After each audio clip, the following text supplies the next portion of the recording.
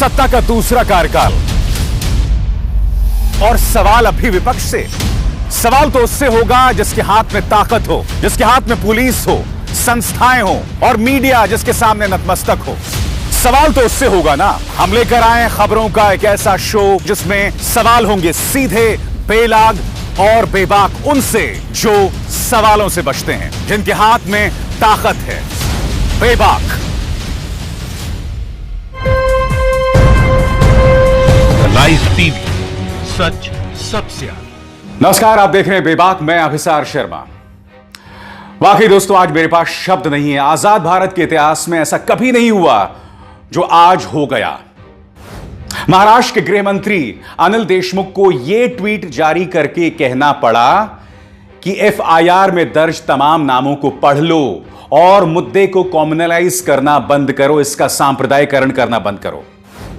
मतलब क्या कहने की कोशिश कर रहे थे कि जिन 101 लोगों का नाम दर्ज है पालघर लिंचिंग में, उनमें से एक भी मुसलमान नहीं है। यह अपने आप में समाज के लिए, देश के लिए बहुत ही शर्मिंदगी भरी बात है।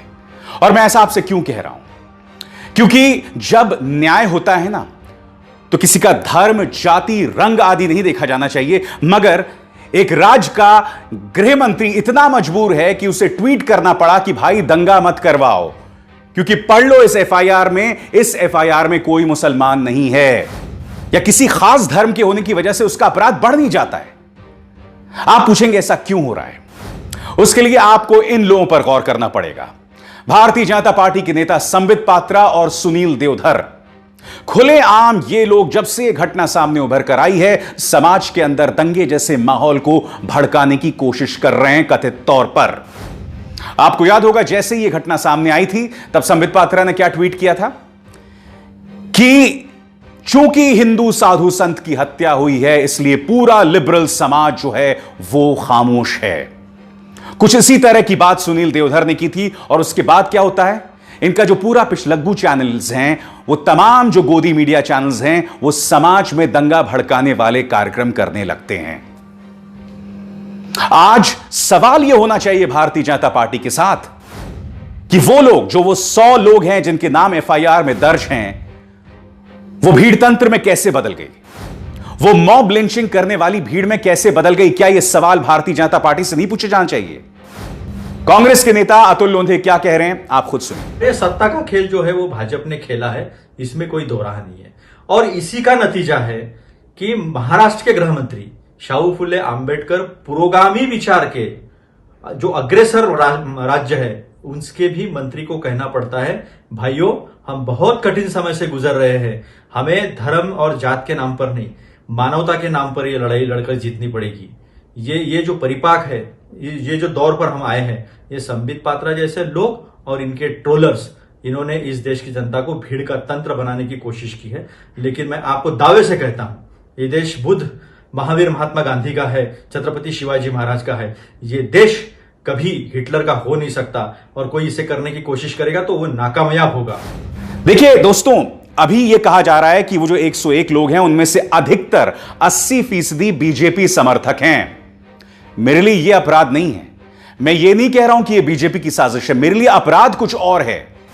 मैं बार बार यह कह रहा हूं, देश इस वक्त कोरोना संकट का सामना कर रहा है, मगर भारतीय जनता पार्टी के नेता आपको और हमको दंगों में लिप्त रखना चाहते हैं। ऐसे बयानात दे रहे हैं जिससे आप और हम अराजकता के माहौल में बने रहें। कम से कम इन नेताओं और इनके पिछलग्गू चैनल्स की यही साजिश दिखाई देती है। अपराध ये है। अगर आज की तारीख में तुम्हें इस बात को लेकर दर्द हो रहा है कि हिंदू साधु संतों को मौत के घाट उतार दिया गया, तो मैं उस संस्कृति को जिम्मेदार ठहराता हूं जो भीड़ को या मॉब लिंचिंग को जो है सम्मानित करती है।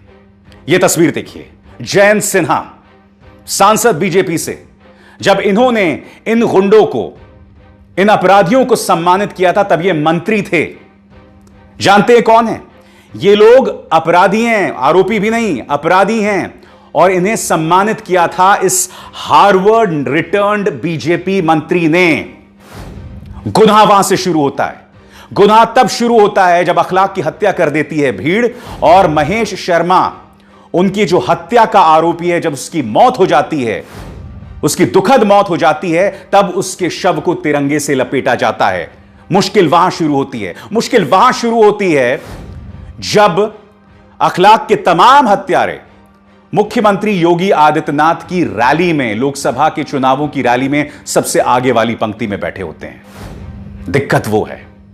दिक्कत वो है जब केंद्र सरकार भीड़ तंत्र को लेकर पूरी तरह से कमजोर रवैया अख्तियार करती है। मैं नहीं भूला हूं, उत्तर प्रदेश चुनावों से ठीक पहले प्रधानमंत्री का एक बयान आया था। और बयान क्यों आया था? क्योंकि ऊना में इस तरह से दलितों का अपमान किया गया था। तब प्रधानमंत्री का दर्द झलका था।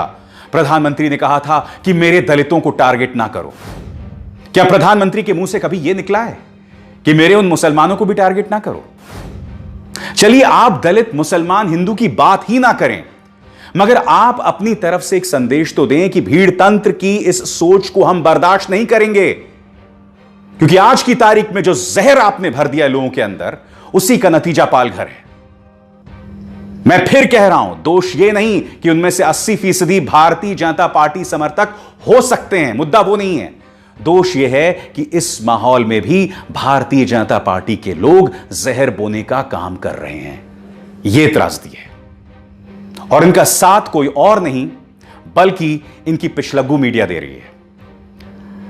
मैं अब आपको एक न्यूज चैनल के एक एंकर, वो न्यूज चैनल जिनके संस्थापक राजीव चंद्रशेखर हैं, जो कि भारतीय जनता पार्टी के एक सांसद हैं, आप सुनिए ये एंकर अपने कार्यक्रम में किस तरह की आपत्तिजनक बात कांग्रेस अध्यक्ष सोनिया गांधी के बारे में बोल रहा है।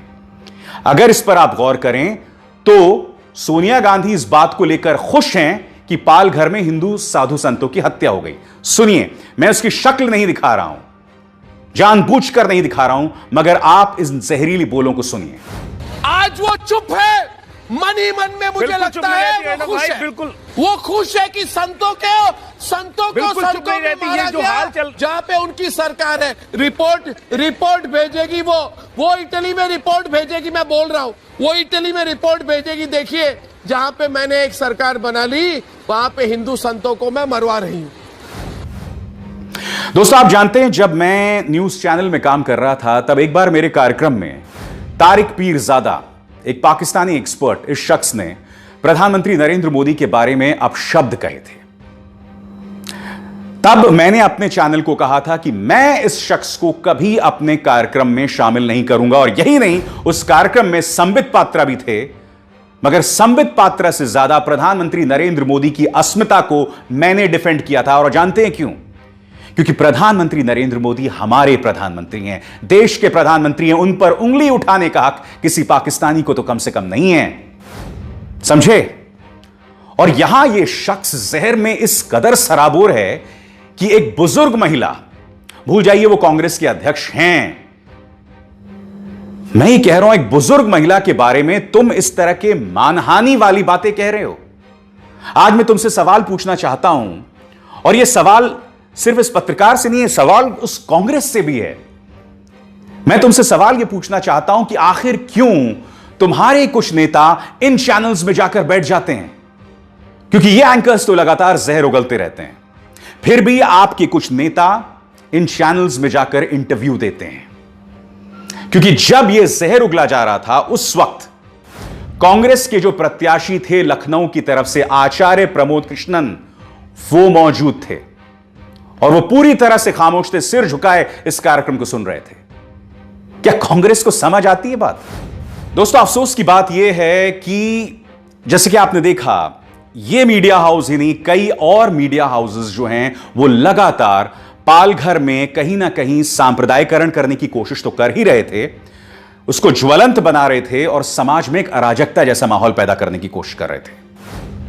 अब मैं आपको बताना चाहता हूं कि इसी चैनल के इसी एंकर ने, जब बांद्रा में गरीब मजदूरों की भीड़ जमा हुई थी जो वापस जाना चाहते थे अपने घर बिहार, उत्तर प्रदेश, तब इन्होंने कहा था कि ये जो लोग भीड़ जमा हुई है ना, ये भाड़े के हैं, ये सिर्फ एक्टर्स हैं, अभिनेता हैं। आज की तारीख में एक पॉलिटिकल पार्टी के एजेंडे को आगे करने के लिए ये लोग गरीबों को भी गाली दे रहे हैं। कांग्रेस अध्यक्ष सोनिया गांधी को तुम गाली दे रहे हो तो हो सकता है कि तुम्हें सुपारी मिली हो किसी की तरफ से, वो एक अलग मुद्दा है। मगर सवाल यह कि कम से कम गरीबों को तो बख्श दो। बताओ, गरीबों को तो बख्श दो। तुम अपनी नफरत में एक पॉलिटिकल पार्टी की सुपारी लेने के चक्कर में तुम तमाम हदों को पार कर दोगे। एक पॉलिटिकल पार्टी की एजेंडे को आगे बढ़ाने के लिए तुम तमाम हदों को पार कर दोगे। और आज मैं एक और नया सवाल आपके सामने रख रहा हूं, जिसका जिक्र मैंने एक बार पहले किया था। मैं ये पूछना चाहता हूं, जैसे मैंने पूछा कि वहां पर कांग्रेस के नेता क्यों जाते हैं ऐसे कार्यक्रमों में, मैं ये भी पूछना चाहता हूं कि ऐसे शोज में आखिर कुछ लोग, कुछ मुसलमान धर्म गुरु बनकर आखिर क्यों पहुंच जाते हैं। आप जानते हैं ट्विटर पर एक ट्रेंड जो है इस वक्त चल रहा है, रेंटल मुल्ला, यानी कि 5-5 हजार में कुछ मौलाना धर्म गुरु का भेष धरकर इन चैनल्स में बैठ जाते हैं। मैं रेंटल मुल्ला तो नहीं कहूंगा, मगर मैं इन्हें टीवी मौलाना कहूंगा। मैं आपको बताना चाहता हूं दोस्तों, मैं जानना चाहता हूं कि जो न्यूज चैनल एक समुदाय को लगातार टारगेट करता रहता है, वहां पर इन मौलानाओं को जाने की क्या जरूरत है सिर्फ 5,000 रुपए के लिए? क्या आप जानते हैं इन्हें 1 घंटे में गालियां सुनने के लिए जो जाते हैं, इन्हें 5,000 रुपए मिलते हैं, उससे ज्यादा नहीं मिलते हैं। मैं कहता हूं कि अगर आपकी रोजी रोटी भी इन 5,000 रुपए से चलती है तो भाई आप क्राउड फंडिंग करके बात करो लोगों से। यह किस तरह की सोच है मैं ये जानना चाहता हूं कि ये लोग इस नफरती एजेंडे को आगे क्यों बढ़ा रहे हैं। मैं आपको एक मिसाल देता हूं। कुछ दिनों पहले एक मिसाल सामने उभर कर आई थी कि एक मुस्लिम लड़की गीता के श्लोक पढ़ रही थी, और यकीन मानिए दोस्तों, जब वो लड़की गीता के श्लोक पढ़ रही थी ना, तो बहुत खूबसूरत लग रहा था। अब एक न्यूज चैनल ने क्या चालाकी की, उस लड़की को बिठा दिया स्टूडियो में और उसके सामने 2 लंबी लंबी दाढ़ी वाले मौलाना बिठा दिए, और उस पूरे 1 घंटे के कार्यक्रम में वो मासूम लड़की तो गीता के श्लोक पढ़ रही थी, और वो दो मौलाना जो हैं बोल रहे थे, देखिए हमारे इस्लाम में ये अलाउड नहीं है, ये नहीं है, फलाना ढिमकाना। अब आप सोचिए, ये तस्वीर जब दिखाई जाती है तो इसका क्या फर्क पड़ता है आम जनमानस पर। उन 2 मौलानाओं को वहां जाने की क्या जरूरत थी? यही तो एक खूबसूरती है ना इस देश की, जहां मुसलमान गीता के श्लोक पढ़ सकता है, जहां एपीजे अब्दुल कलाम को हम अपने माथे पर, हम सराखों पर बिठाते हैं, जहां आज की तारीख के 3 बड़े सुपरस्टार्स तीनों मुसलमान हैं। यही तो खूबसूरती है ना इस देश की। क्या ये टीवी के मौलाना इस बात को नहीं समझते हैं? आखिर क्यों चंद रुपयों के लिए तुम उन न्यूज चैनल्स पर जाके बैठ जाते हो और पूरे कौम को बदनाम करते हो? मैं आज इसलिए बता रहा हूं क्योंकि इन्हीं न्यूज चैनल्स पर जब पालघर लिंचिंग को हिंदू मुस्लिम बनाने की कोशिश की जा रही थी, ये टीवी मौलाना वहां जाकर बैठ जाते हैं। आखिर क्यों? यह आपकी जिम्मेदारी है। अगर आप इनके परिवार के सदस्य हैं तो इनसे बोलिए कि ऐसा शर्मनाक काम न करें, क्योंकि इसके जरिए सिवाय समाज के अंदर दोहराव पैदा करने के और कुछ नहीं हो रहा है। सिवाय मुसलमानों की बदनामी के कुछ नहीं हो रही है इसके जरिए। और अंत में सवाल मैं प्रधानमंत्री से भी करना चाहता हूं। प्रधानमंत्री, हाथ जोड़कर मेरी प्रार्थना है आपसे, इन चैनल्स के जहर पर लगाम लगाइए। मैं जानता हूं कि योगी आदित्यनाथ की उत्तर प्रदेश पुलिस ने कई न्यूज चैनल्स के जहर का पर्दाफाश किया है, मगर इनके खिलाफ एफआईआर दर्ज की जाए इस जहर को फैलाने के लिए। हाथ जोड़कर मेरी प्रार्थना है, क्योंकि आप जानते हैं इस सब का असर अंतर्राष्ट्रीय तौर पर पड़ रहा है। आप क्या चाहते हैं? आप क्या चाहते हैं कि गल्फ में जो लाखों भारतीय काम करते हैं, क्या वो वापस भारत आ जाएं? क्या आप जानते हैं कि ओमान की तरफ से, कतर की तरफ से, सऊदी अरब की तरफ से, यूनाइटेड अरब एमिरेट्स की तरफ से, सभी तरफ से कठोर तेवर अपनाए जा रहे हैं वहां के हुक्मरानों द्वारा। क्यों? क्योंकि वहां पर जो भक्त बसे हुए हैं ना, यानी कि बीजेपी के जो कट्टर समर्थक हैं, वो वहां बैठे बैठे मुस्लिम विरोधी बयान देते हैं, जहरीले बयान देते हैं, और अब उन पर कार्रवाई की जा रही है। मैं आपसे हाथ जोड़कर प्रार्थना करता हूं प्रधानमंत्री, मैं जानता हूं कि आपको ही नहीं, संयुक्त अरब अमीरात में हमारे जो एम्बेसडर हैं, जो हमारे ओमान में एम्बेसडर हैं, सबको बयान देना पड़ा। यहां तक कि हमारे माइनॉरिटी अफेयर्स मिनिस्टर इन सज्जन मुख्तार अब्बास नकवी को भी बयान देना पड़ा कि भारत जो है मुसलमानों के लिए स्वर्ग है। मैं नहीं जानता हूं कौन सा स्वर्ग है। स्वर्ग भेजने की बात तो नहीं कर रहे हैं कहीं आप। खैर वो बात अलग है, मगर जो मैं आपसे कह रहा हूं कि वक्त आ गया है कि इस तरह के जहरीले मीडिया पे कृपया लगाम लगाइए। जी हां, लगाम लगाइए, उसके अलावा कोई चारा नहीं है।